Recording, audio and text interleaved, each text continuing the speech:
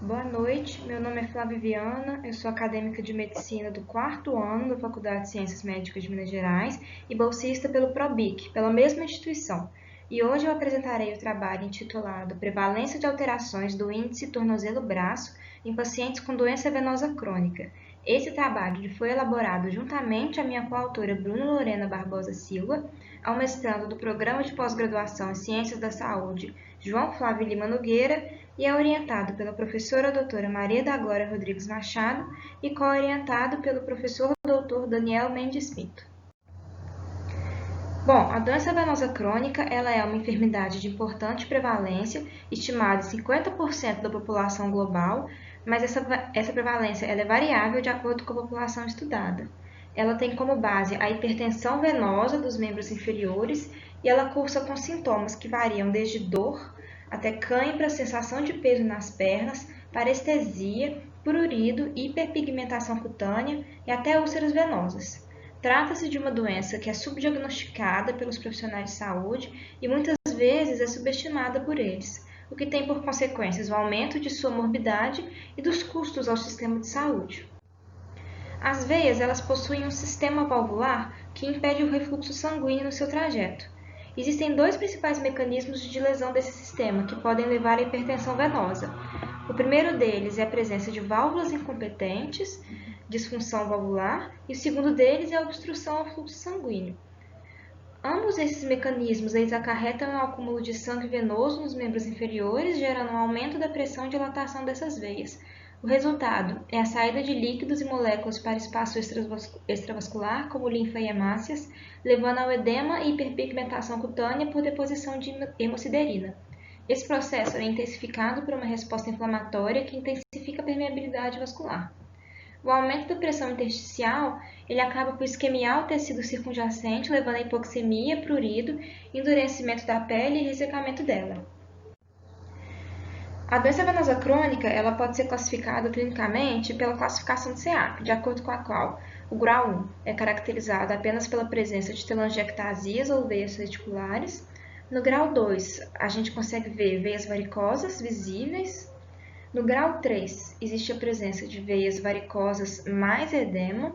No grau 4, a presença de hiperpigmentação cutânea, ou eczema, ou lipodermatoesclerose. Grau 5, existe úlcera venosa cicatrizada.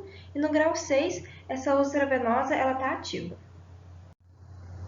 Bom, a rigidez arterial, por sua vez, ela é caracterizada pela diminuição da elasticidade das artérias.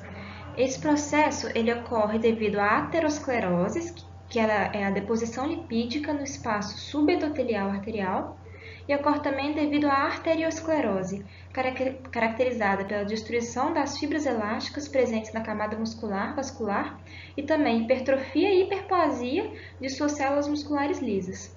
Esse processo ele ocorre de maneira fisiológica com a avançada idade, mas ele pode ser acelerado por alguns fatores de risco que já são conhecidos, como a hipertensão arterial sistêmica, diabetes mellitus e hipercolesterolemia. A rigidez arterial ela pode ser analisada a partir da onda de pulso aórtica, que está demonstrada nessa figura. Essa onda ela apresenta dois principais componentes. O primeiro deles é a onda de sístole, também denominada onda ejetora, que ela propaga em direção distal ao coração. O segundo componente é a onda de reflexão, que propaga em direção contrária à primeira onda, então em direção ao coração, que é uma onda que ela se torna mais precoce e de maior magnitude em pacientes com rigidez arterial aumentada. Na onda de pulso aórtico, a gente também consegue determinar o pico máximo dessas duas ondas. P1, que representa o pico máximo da onda ejetora, que é o primeiro pico sistólico do paciente, e P2, que é o segundo pico sistólico decorrente da ação da onda de reflexão. A pressão de aumentação, por sua vez, ela é a diferença entre esses dois picos, ou seja, quando a pressão sistólica final ela se eleva em decorrência da onda de reflexão. E a pressão de pulso ela é a diferença entre a pressão arterial sistólica final e a pressão arterial diastólica.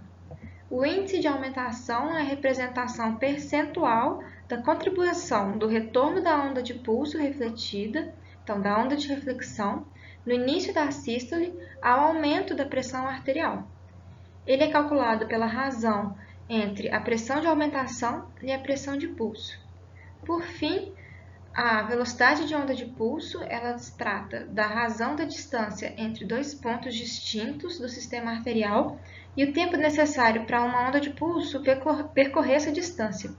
É esperado que esse índice ele esteja aumentado de maneira importante em pacientes com aumento da rigidez arterial, porque nesses pacientes o fluxo sanguíneo ele se torna mais rápido, uma vez que as artérias elas estão menos elásticas. É considerado o padrão ouro para avaliação da rigidez arterial. Os principais índices de rigidez arterial, então, estudados são a velocidade de onda de pulso, o índice de aumentação, a pressão de pulso e a pressão arterial central. Bom, alguns estudos recentes eles foram publicados e eles evidenciaram que existe uma relação íntima entre a presença de doença venosa crônica e o aumento dos índices de rigidez arterial nos pacientes que a possuem. A origem dessa relação provavelmente está pautada no fato de que o sistema vascular ele é um sistema fechado. Então, a hipertensão venosa ela é transmitida de maneira retrógrada na microcirculação, então ela passa das veias, às vênulas, aos capilares, às arteríolas e artérias, e leva então a uma adesão leucocitária no endotélio capilar. Essa reação inflamatória que tem no endotélio capilar, ela se propaga por todo o sistema vascular, levando então a alterações arteriais. Os objetivos do presente trabalho são avaliar a prevalência de índice de tornozelo-braço, ITB, fora da faixa da normalidade em pacientes com diagnóstico de doença venosa crônica, correlacionar os diferentes índices de classificação da doença venosa crônica e qualidade de vida com índices de rigidez arterial, avaliar os índices de rigidez arterial, parâmetros vasculares e hemodinâmicos dos pacientes portadores de doença venosa crônica, correlacionar os índices de classificação da doença venosa crônica e qualidade de vida com os índices de rigidez arterial e identificar os preditores de rigidez arterial a partir da quantificação da doença venosa crônica.